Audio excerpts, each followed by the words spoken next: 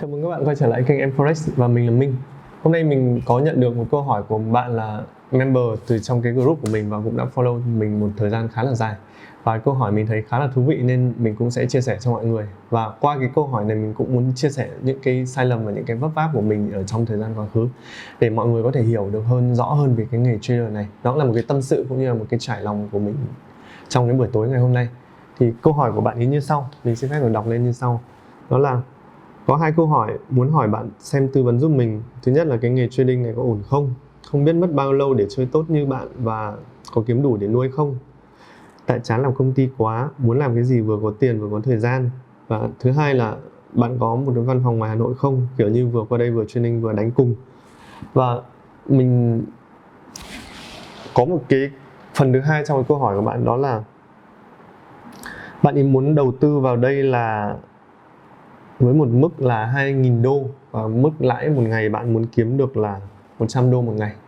Thì chúng ta sẽ cùng đi tìm câu trả lời cho câu hỏi của bạn này để xem cái việc như thế nó có trở thành hiện thực hay không, đúng không ạ? Và chúng ta cùng bắt đầu. Chúng ta có thể vào cái phần đầu tiên, câu hỏi bạn là có nên nghỉ làm để trở thành trader hay không.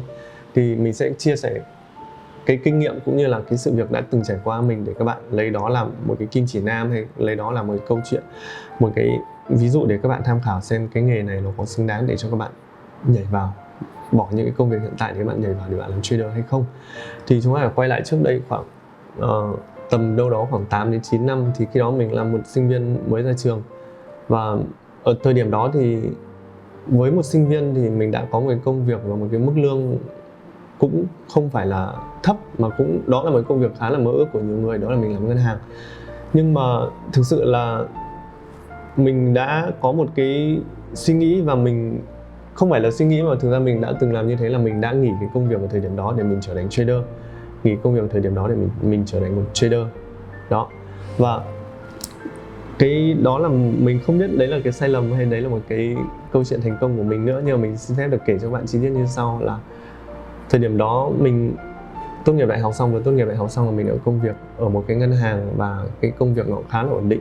Thì đối với mọi người, cái việc làm ngân hàng nó là một công việc gọi là cũng khá là đáng để mọi người mơ ước, và cũng khá là một cái gì đó nó có thể coi là một cái bước đầu tiên trong cái công việc đi làm của mình, đó là khẳng định được cái vai trò của bản thân là có ích với xã hội và có ích với cơ quan, đúng không ạ?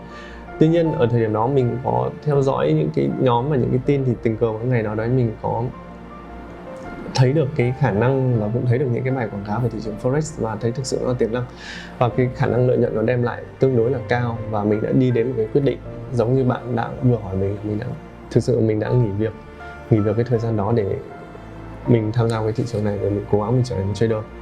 Quay trở lại cái thời điểm trước đây rất là nhiều, khoảng 8 đến 9 năm trước, thì thời điểm đó cái thị trường này nó không được quá là sôi nổi như bây giờ, mà nó không có quá là nhiều tài liệu như bây giờ. Thực sự là như thế, nó không có Facebook, nó không có những group, nó không có Telegram, nó không có bất cứ một cái gì. Tất cả những cái hội này nó đều sơ khai, nó đều là trên những cái forum, mà những cái forum nó kiểu như những cái forum đời cũ. Những cái forum đời cũ nó không phải những cái gì nó chứa được nhiều thông tin lắm, tài liệu rất là ít. Thế nhưng mà thực sự mình cũng khá là chăm chỉ khi mà mỗi ngày mình download về, mình cóp nhặt về mỗi ngày một ít. Và tài liệu nó không có tài liệu tiếng Việt, mà nó là tài liệu tiếng Anh. Thì mình cũng không phải là không đọc được ngoại ngữ, nhưng mà cái việc mà thu thập hoặc là để tải về tài liệu thời điểm đó nó rất là khó khăn. Và mình cũng khá là chăm chỉ, mỗi ngày mình có download về một ít tài liệu, rồi cũng đi mò mẫm, đi xin xỏ chỗ nọ chỗ kia.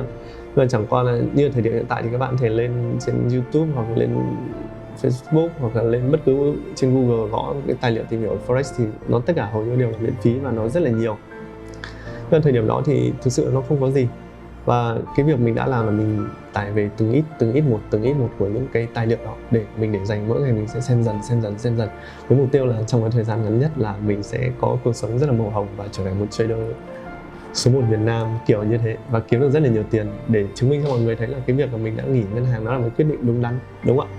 Và bản thân mình có thể tự nuôi sống mình bằng cái nghề này, và mình không phải e ngại gì những cái lời chỉ trích hay những cái lời nói của những người khác kiểu như thế. Và mình đã tải về tài liệu từng ngày. Và thực sự lúc đầu mình đã rất là hào hứng để đọc tài liệu, bởi vì nó là một môi trường quá là mới, tất cả đều quá là mới với mình. Mình bắt đầu tìm hiểu nến là gì, rồi các cái khung thời gian là gì, các cái mô hình là gì, và các cái chat là gì, rồi những cái chỉ báo các thứ là gì, rất là nhiều trong một cái khoảng thời gian đó. Nhưng mà tất cả những cái đó nó chỉ diễn ra được ở trong một cái khoảng thời gian nó không quá là lâu. Tức là ví dụ như là mình nhớ cái thời gian đó là mình tải về tài liệu nhiều, nhưng mà cái thời gian thực sự mình đọc nó chỉ đâu đó được hết chắc cỡ khoảng 1/10 đến 1/20 cái toàn bộ chỗ tài liệu đấy thôi. Và cái phần còn lại kiểu như càng đọc nó càng chán ấy, bởi vì mọi người đọc nó chỉ là lý thuyết thôi. Mình cũng tự dặn bản thân là chúng ta phải đọc hết tài liệu, chúng ta phải hiểu hết tất cả toàn bộ mọi thứ trước khi chúng ta bước vào thị trường, không thì chúng ta sẽ mất tiền. Nhưng thực sự đấy nó chỉ là những cái mà mình suy nghĩ trong đầu thôi, nhưng mà ở ngoài đời nó lại câu chuyện khác. Bởi vì mình xem những cái tài liệu đó nhưng mà nó không có ngấm nhiều vào đầu và nó đã quá là chán. Thế xong dần sau đấy mình đã đi đến một quyết định là mở tài khoản để mình đánh. Nhưng mà lúc ấy vẫn còn lý trí, thực sự vẫn còn lý trí. Thế nên là lúc đó chỉ mở tài khoản demo thôi, chỉ mở tài khoản demo. Và cũng học tập là cũng phải cố gắng để kỷ luật giống như những cái gì người ta bảo là phải đánh tài khoản như này thì vào bao nhiêu lót, rồi tài khoản như thế kia và bao nhiêu lót thì lời bao nhiêu thì cắt và lỗ bao nhiêu thì cắt, đúng không ạ? Cũng rất là tỏ vẻ ra mình có kỷ luật. Rồi, ok, rất là kỷ luật.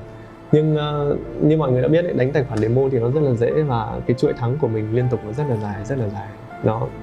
Cái tài khoản demo mình nhớ ban đầu mình mở đâu đó chỉ khoảng 500 đô với cái tâm thế là mình sẽ mở tài khoản demo, và với cái số tiền mình có thể mình đầu tư vào như tiền thật, tức là 500 đô, lúc đấy khoảng 10 triệu, 11 triệu gì đó. Thì mình nghĩ là mình sẽ đầu tư vào tiền thật chỉ khoảng từng đấy tiền thôi. Thế nên là mình sẽ mở tài khoản demo như thế và mình sẽ đánh nó như một cái tài khoản tiền thật. Và thực sự mọi chuyện đánh nó rất là dễ, khi mà mình đánh lệnh nào gần như là đánh lệnh nào nó cũng thắng lệnh đấy. Bởi vì sao? Vào lệnh nó chỉ có đi một chiều thôi, là mình vào lệnh và mình chỉ để cái lệnh đó ở đấy trong suốt cái khoảng thời gian đấy, đến khi nào lãi thì mình mới cắt, chứ không phải là lỗ thì mình cắt, đúng không ạ? Nghe rất là dễ, rất là easy game. Và sau đấy khoảng mấy ngày mình x2 x3 tài khoản rất là dễ. Rồi sau đấy cảm thấy như mình là có một cái bí kíp gì đấy làm chủ thiên hạ rất là vững mạnh để sẵn sàng bước vào thị trường, rất là ngựa non háu đá mà. Thế nên là bắt đầu nạp tiền thì bắt đầu nạp vào khoảng 500 đô, khoảng 10 triệu thì đánh ok, đánh lúc động, đánh một vài lệnh thì ok, đánh cũng thắng. Nhưng mà sau đấy nó dần nó mới bắt đầu phát sinh những cái đó là tiền thật. Thì nó không giống như cái tài khoản demo kia nữa, tức là tiền thật khi mà tài khoản bạn nó nhảy đỏ một vài giá, hoặc nó nhảy đỏ khoảng một vài chục đô bạn đã thấy hết hồn rồi. Và lúc ấy cái tâm lý của mình nó không có vững, và mình là một người mới hoàn toàn, mình đâu có biết gì về tâm lý rồi quản lý vốn rồi cái thứ nọ kia đâu, đúng không? Thế là thấy tài khoản đỏ thì lại nhồi thêm mà hồi đấy đánh nó cũng đánh tùm lum nữa, chứ không đánh một vài cặp chuyên chính như thời điểm hiện tại. Như bây giờ chỉ có đánh vàng hoặc đánh những cặp chính thôi. Nhưng hồi đấy cặp chính cũng đánh này, cặp chéo cũng đánh này, rồi đánh những cặp ngoại lai, những cặp cái biên độ chạy rất là rộng nhưng mình vẫn đánh. Bởi vì mình nghĩ là càng vào lệnh được nhiều thì mình sẽ kiếm được nhiều tiền, và càng vào lệnh được nhiều thì cái khả năng mà mình bị lỗ nó sẽ thấp đi, kiểu như chia trứng và nhiều giỏ ấy. Nhưng mà thực sự là lúc đánh tiền thật cái tâm lý nó rất là khác, và nó rất là không giống như đánh demo một chút nào cả. Thế nên là đã lỗ thì càng lỗ nhiều hơn, và cái lỗ nó cứ cộng dần vào, nó rất là nhiều. Thế là chẳng mấy chốc cái tài khoản 500 đô kia cháy thì chắc mất khoảng 2 ngày là nó cháy.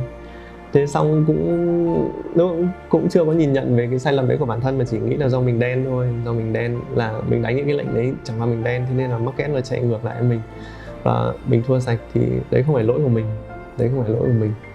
ok. Thế là lại lấy thêm một phần tiền nữa để từ tiền tiết kiệm để bỏ vào.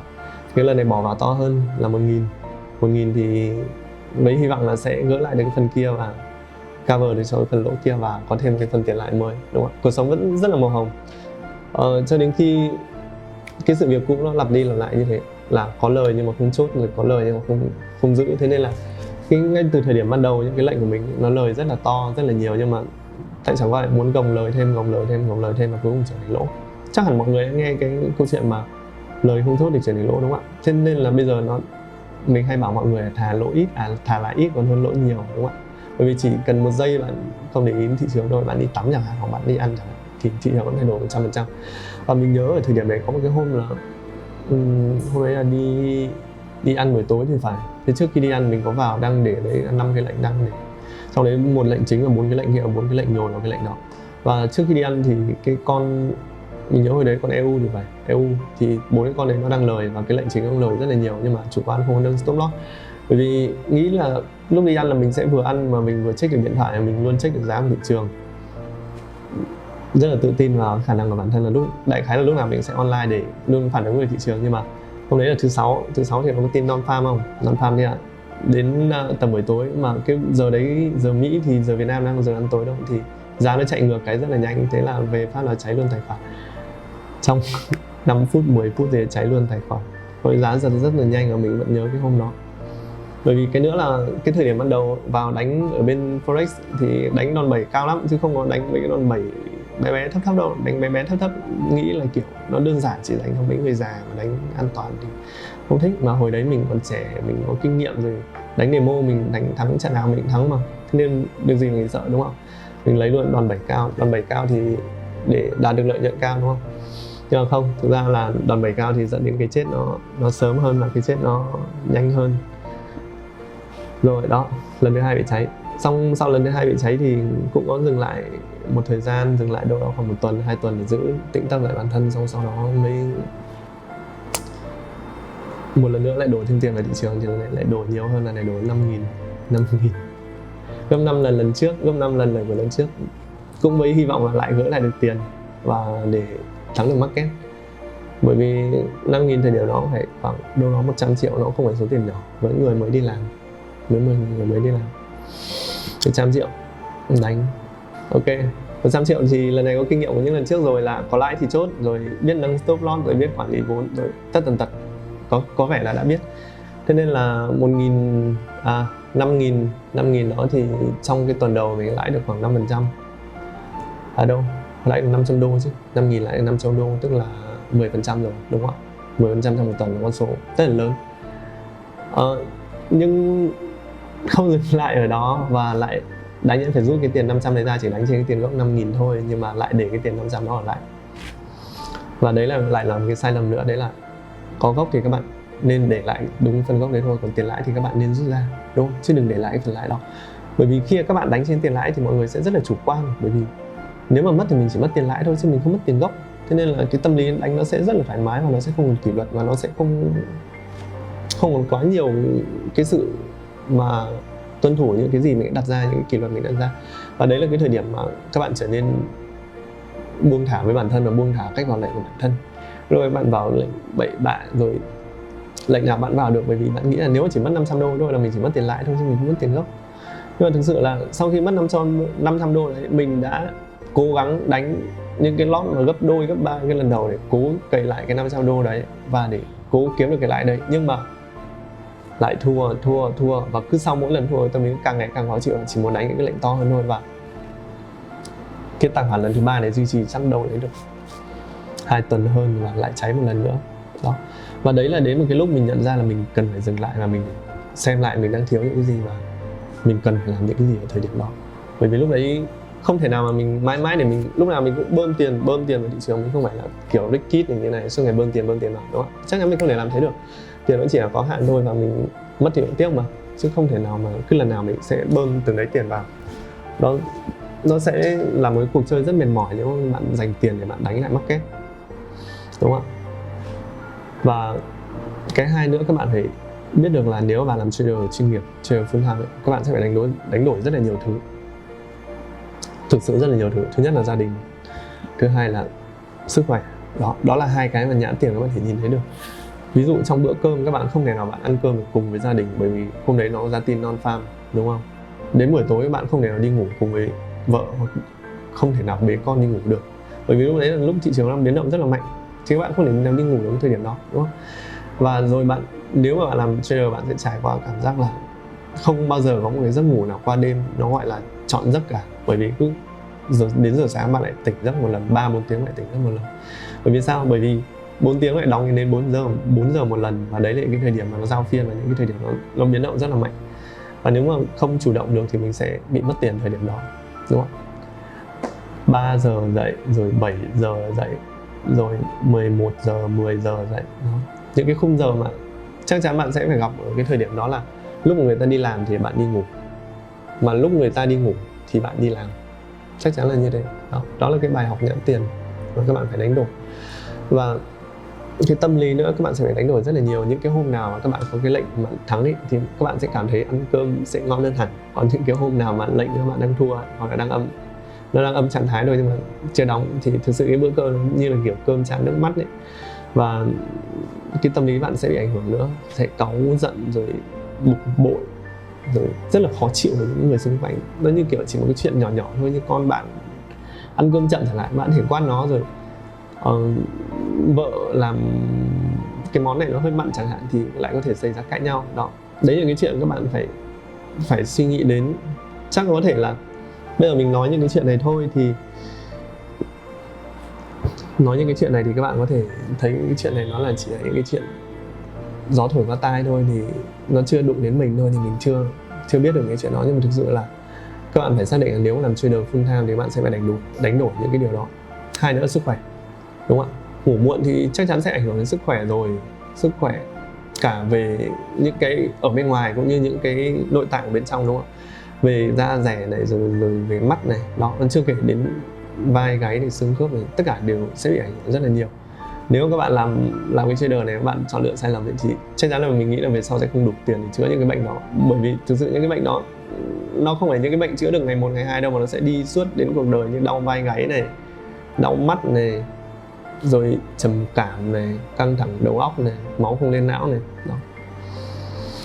Chẳng cái nơi nào mà có những cái công việc nó căng thẳng đến mức là chỉ xong một cái kích chuột bạn đã mất đi chục triệu, đúng không?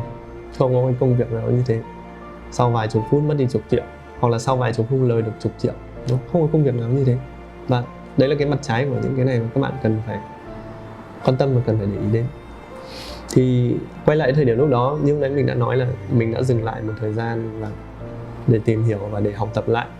Và cái đầu tiên mình học tập đấy là mình học về quản lý tài chính. Và mình đã nhận ra là ở thời điểm đấy mình mắc một cái sai lầm quan trọng, đó là về quản lý tài chính ấy, thì tất cả mọi người đều biết một cái lý thuyết cơ bản, đấy là phải đổi trứng ra thành nhiều giỏ, đúng không? Để hạn chế cái rủi ro. Và hai nữa là phải tăng được tối đa cái nguồn thu nhập của mình và không chỉ giới hạn ở một cái nguồn thu nhập duy nhất, đúng không ạ? Thì ở thời điểm đó mình cũng như là cái bạn hỏi mình là có nên nghỉ việc để làm trader không, thì chúng ta đi ngược lại cái tiêu chí đấy. Đó là thay vì chúng ta đang có hai cái nguồn thu nhập, thứ nhất là tiền lương và thứ hai là cái tiền lãi từ cái việc trading, đúng không ạ? Thì thay vì chúng ta đang có hai cái nguồn thu đấy, rồi chúng ta cắt bén thì chúng ta chỉ còn một cái nguồn thu này, nguồn thu duy nhất là từ cái việc mà chúng ta trade, đúng không? Đó. Và sai lầm cơ bản đấy mình chia sẻ để mình không muốn các bạn phải mắc lại cái sai lầm này một lần nữa. Bởi vì tại sao? Những cái công việc mà các bạn đang làm ấy, nó là những cái công việc mà các bạn phải bỏ thời gian ra 2 năm, 3 năm, 5 năm, 7 năm, thậm chí là rất là lâu hơn để các bạn master được những công việc đó, đúng không? Bởi vì chắc chắn là những cái công việc các bạn đã làm thì bây giờ ở giai đoạn hiện tại thì một là bạn phải là chuyên viên, hoặc hai là bạn phải trưởng nhóm, những công việc gì đó tương tự. Mình đồng ý là làm trader thì nó sẽ có những cái ưu điểm như là tự do về thời gian, không bị ai quản lý, và không phải làm báo cáo, không phải gặp sếp, rồi không phải có bất cứ một cái gì. Những cái ngành này nó cái người mà duy nhất các bạn phải đối diện đấy là cái bản thân của mình. Đó. Thì bây giờ các bạn nhìn lại bản thân các bạn đang có gì, đúng không ạ? Kiến thức bằng không, kinh nghiệm bằng không, tâm lý bằng không, quản lý vốn bằng không, tất cả đều là bằng không hết. Đâu đó các bạn chỉ có đấy là tiền. Đó, nó chỉ có tiền. Và các bạn cứ đổ tiền vào cái thị trường này với một cái khởi đầu bằng không như thế thì nó sẽ có kết quả là sẽ như mình hồi xưa thôi, là mình sẽ nướng tiền vào cái phần này, nướng dần mà nó sẽ như kiểu nó như kiểu bò tùng xẻo ấy. Mỗi lần các bạn nạp tiền vào là một cái lần hy vọng các bạn sẽ kiếm được lời. Còn thực sự đến cuối cùng cái các bạn có được đấy là lỗ, một cái khoản lỗ mà nó không chỉ ảnh hưởng đến bạn, nó sẽ ảnh hưởng đến bản thân bạn, bản thân những người xung quanh bạn. Bởi vì chắc chắn những cái tiền đấy nó phải tiền tiết kiệm này, rồi tiền các bạn đang có một cái dự định gì đó, mua xe, mua nhà đó, thì các bạn phải hiểu được là nếu mà các bạn thua ở đây chẳng hạn thì có thể con bạn sẽ không được mặc bỉm tốt này, không được uống sữa ngoại này, hoặc là vợ bạn sẽ không được đi du lịch kiểu như thế, bố mẹ sẽ không được mua nhà mới, không được chữa bệnh đó. Thì đấy là những cái mà các bạn phải hiểu là các bạn đang có cái gì trong tay và các bạn đang không có cái gì. Nếu mà chỉ hùng hục lao vào thì chắc chắn là nó sẽ chết đó. Và chẳng qua cái sự khác biệt giữa những cái người trader mới khi nhảy vào thị trường này và với một cái ước mơ màu hồng, đó là mọi người sẽ cháy ít hay cháy nhiều thôi đó. Và cái đám cháy đó sẽ là đám cháy to hay đám cháy nhỏ thế thôi. Chứ còn mình nghĩ là sớm muộn gì thì mọi người cũng sẽ cháy nếu trong tay mọi người không có cái gì. Và cái câu trả lời của mình cho cái câu hỏi của bạn kia là có nên nghỉ việc để làm trader full time hay không, thì câu trả lời của mình là không. Mình có những cái lý do sau đây, mình có 3 cái lý do sau đây đó, mình có thể đưa lên màn hình các bạn xem. Đó là thứ nhất là các bạn phải duy trì nhiều nguồn thu, đó là thứ nhất. Thứ hai là các bạn phải lấy ngắn nuôi dài, và cái thứ ba là các bạn phải cần có đường lùi nếu mà bạn trade bạn thất bại, đúng không ạ? Về cái thứ nhất là chúng ta phải luôn có những nguồn thu thì nó sẽ bổ trợ cho những cái sau. Đó là chắc chắn là các bạn chơi này, các bạn không thể nào ngày 1, ngày 2 các bạn có lời ở đâu, mà chưa kể 95% những cái trader vào thị trường này nó bị lỗ, đúng không ạ? Nghe có vẻ nó đi ngược lại rất nhiều những cái thông tin các bạn nhận được khi về thị trường này, là mỗi tháng các bạn lãi được hàng trăm đô, hàng nghìn đô thứ, đúng không ạ? Nhưng mà ở đây mình là người mình chỉ cho bạn cái phần mặt trái thị trường này, đó là 95% trader vào thị trường này đều bị lỗ. Mình có thể có một cái ví dụ ngay trên màn hình cho các bạn xem. Đó, đây là những cái cặp tiền chính, mọi người có thể nhìn trên màn hình. Đây là những cái cặp tiền chính, và thực sự mọi người nhìn thấy những cái tỷ lệ, những cặp tiền này, cái tỷ lệ thắng với tỷ lệ thua nó không chênh nhau nhiều lắm, nó đâu đó chỉ khoảng là cùng lắm là 6x đến 4x% đó, hoặc là 5 và 4 mấy đó. Tức là nó sẽ không bao giờ nó có sự chênh lệch nhiều quá như là 73 hoặc là 82 gì đó, nó không có. Nhưng mọi người nhìn vào đấy, mọi người thấy là như thế thì cơ hội chiến thắng của tôi sẽ luôn là khoảng 50%, đúng không? Nhưng mà tại sao mọi người vẫn thua? Thì mọi người nhìn vào cái ảnh sau, cái slide sau ở trên đây. Đó là cái phần tiền mà mọi người thua ấy, nó sẽ luôn lớn hơn cái phần tiền mà mọi người thắng. Thực sự là như thế. Bởi vì mọi người chắc đã trải qua cảm giác mà gồng lỗ giỏi hơn gồng lời rồi, đúng không? Lỗ có thể đến vài trăm đô nhưng mà lời chỉ khoảng vài chục đô, thậm chí vài đô mọi người đã cắt. Đấy là cái sai lầm mọi người, và đấy là những cái mà tức là những cái người mới vào thị trường đều mắc phải. Và những cái lần mà mọi người cắt lỗ đó thì sẽ những cái lần mà tài khoản mọi người mất đi dần đó. Và mọi người cần phải duy trì 2 cái nguồn thu đó. Thay vì mọi người nghỉ để làm trader full time thì mình nghĩ là mọi người nên vẫn tiếp tục với công việc hiện tại, bởi vì nó đã rất khó khăn để nó giữ được công việc và kiếm được công việc hiện tại rồi. Thì trong những cái phần thời gian rảnh khác thì mọi người sẽ thu xếp thêm thời gian. Mỗi ngày chỉ cần khoảng 1 tiếng đến 2 tiếng mọi người đọc tài liệu thôi. Và nên nhớ cái thị trường đấy mở cửa 24/5, tức là những cái buổi tối mọi người đi làm về, mọi người để thực chiến khoảng 1 tiếng thôi, mình nghĩ là đã ok rồi. Còn thứ 7 chủ nhật nghỉ thì mọi người có thể đọc tài liệu, và chuyện đó nó cứ lặp đi lặp lại, và mọi người sẽ có những cái sự mà rèn luyện của chính bản thân mình, thì dần dần nó sẽ có kết quả thôi, đúng không? Chứ bây giờ nếu mà nguyên nghỉ việc để nhảy vào đây thì chúng ta sẽ không còn lương nữa. Nếu mà đánh cái thị trường này thua thì sẽ làm sao, đúng không ạ? Thì chúng ta sống bằng cái gì? Gia đình sẽ sống bằng cái gì? Và chúng ta tiếp tục cái cuộc chơi này bằng cái gì? Nên nhớ là chúng ta chỉ có thể kiếm tiền khi chúng ta còn tiền. Bởi vì sao? Nếu mà hết tiền rồi chúng ta không thể đặt cược nữa, và không thể đặt cược nữa thì chúng ta sẽ không có cơ hội để kiếm được tiền. Một nhà đầu tư nổi tiếng như trong hình đã nói như thế. Các bạn chắc chắn sẽ biết người đó là ai, và mình nghĩ là cái điều đó nó sẽ rất là đúng không ạ? Ok, thì bao lâu rồi? Xem anh đừng tắt vội, anh còn cái phần sau. Xem anh được bao lâu? 23. Ok.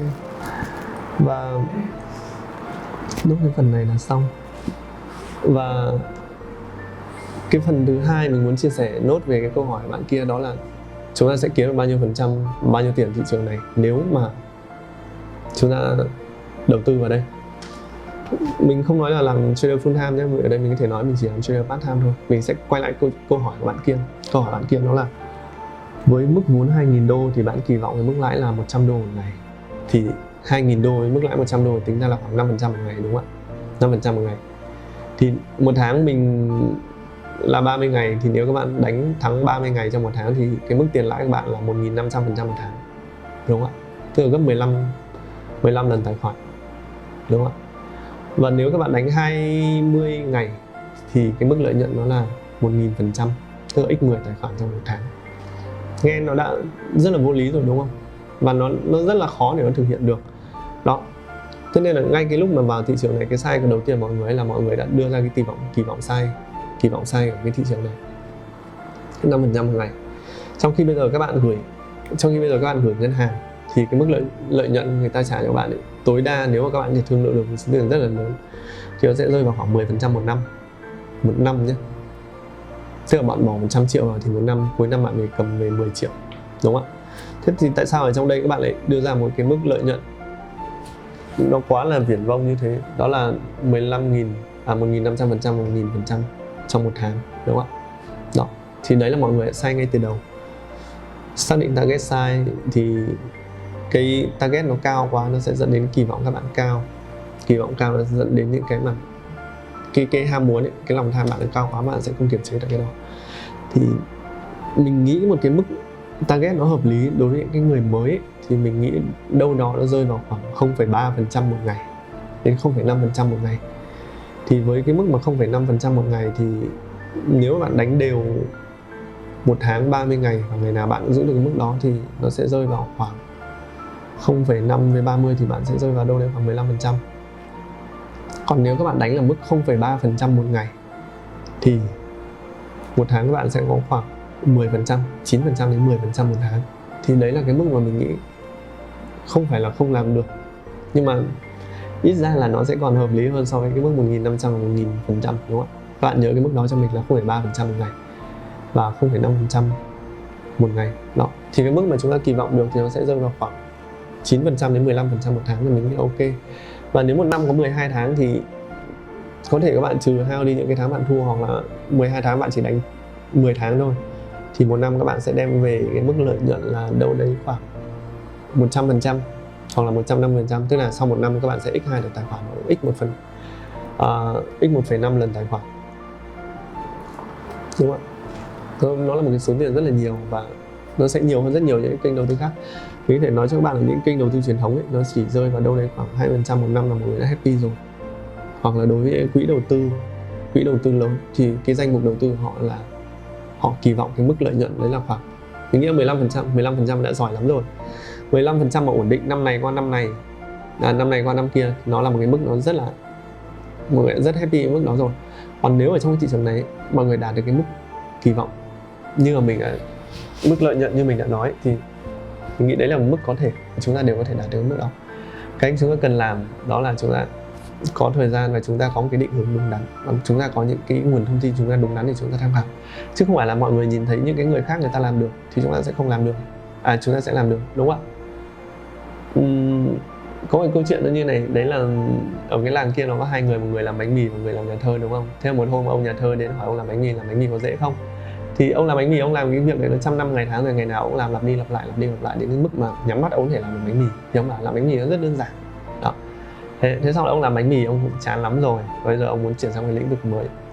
Thì ông cũng hỏi nhà thơ, thì hỏi là làm thơ có dễ không? Thì nhà thơ cũng bảo là làm thơ cũng dễ, chỉ cần lấy bao nhiêu cái chữ cái đó ở trong bảng chữ cái, 29 chữ cái trong bảng chữ cái ra lắp vào thành bài thơ, đúng không? Là đó. Sau một hồi thì chúng ta có hai nhà thơ và hai người làm bánh mì, thì một người làm bánh mì rất là giỏi, một người làm nhà thơ rất là giỏi, đúng không?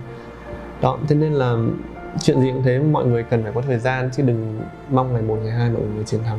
Và mình nghĩ là mọi người nên lấy ngắn nuôi dài, tức là lấy những cái công việc hiện tại để nuôi những cái ước mơ chúng ta dài hơn. Chúng ta làm trader đến khi mà chúng ta có những cái gì sẵn sàng ở trong tay chúng ta trước khi bước vào thị trường này, thì lúc ấy mới là thời điểm chúng ta bỏ thêm thời gian, bỏ thêm vốn vào thị trường này, chứ đừng vào thị trường này một cách mù quáng. Còn đối với những cái bạn mới muốn vào thị trường này, muốn tìm hiểu thị trường này, thì tất cả mình đều có những cái series bài học giúp cho bạn tiếp cận được cái thị trường này từ những cái phần đơn giản nhất, ví dụ như là tìm hiểu Forex này như thế nào, thì Forex có những cái thuật ngữ thì mọi người cần biết, cách chọn sàn, rồi tất cả những cái điều mọi người cơ bản mọi người đều phải biết khi bước vào trận thị trường. Mình đều có những cái series bài học rồi. Thì việc mọi người nói là có thể bây giờ tranh thủ cái thời điểm dịch mà đang nghỉ ở nhà chẳng hạn, mọi người sẽ có nhiều thời gian hơn, thì mọi người cứ xem đi xem lại những clip đó, và sau đấy thì chúng ta sẽ đến cái giai đoạn chúng ta thực hành bằng những tài khoản demo, và bằng những cái số tiền nhỏ thôi, và những cái chiến thuật mà mình chỉ ra cho mọi người trong những clip ở dưới đây đó, và những clip sau này mình đều có ghi thông tin ở đây cho những người mới tham gia vào thị trường này. Đó, đúng không ạ? Và mình rất mong là trong tương lai mình sẽ gặp được nhiều người đồng nghiệp mình là làm trader, nhiều đồng nghiệp làm trader hơn, và chúc mọi người đều sẽ thành công trong thời điểm trong tương lai. Tất cả mọi người đã theo dõi video này của mình. Hy vọng mọi người sẽ tiếp tục ủng hộ kênh mình bằng cách like và subscribe kênh của mình. Cảm ơn mọi người.